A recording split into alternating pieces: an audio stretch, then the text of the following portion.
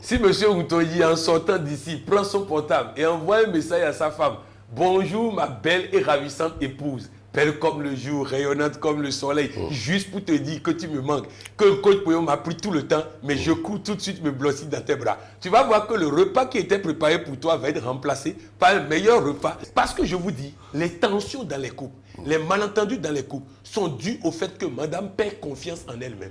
Elle perd l'assurance, elle perd ceci. Il est important que vous compreniez. Vous devez envoyer des messages tous les jours à votre épouse pour lui dire combien elle est belle, combien vous l'aimez. Elle se sent en confiance. Vous allez voir moins de revendications, d'augmentation de prix du condiment, moins de ceci et tout ça. Un dernier exemple, et je vais clôturer le bonheur conjugal. Mais je vous dis, les femmes disent souvent, mon mari, il est tout le temps dehors. Comment ton mari va être tout le temps ne va pas être tout le temps dehors quand tu es tout le temps habillé comme une grand-mère à la maison?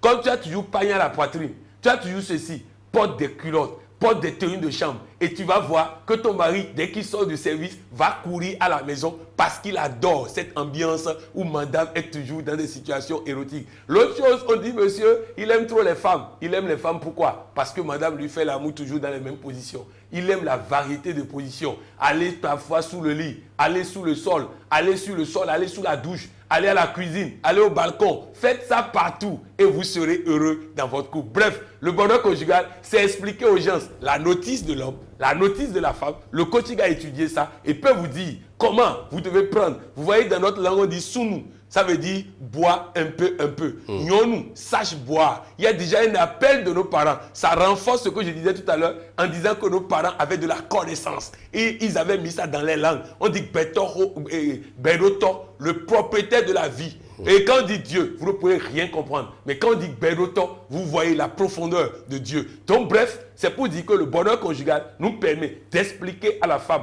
comment se comporter pour garder son mari pour toujours. Et d'expliquer à l'homme comment se comporter pour garder sa femme.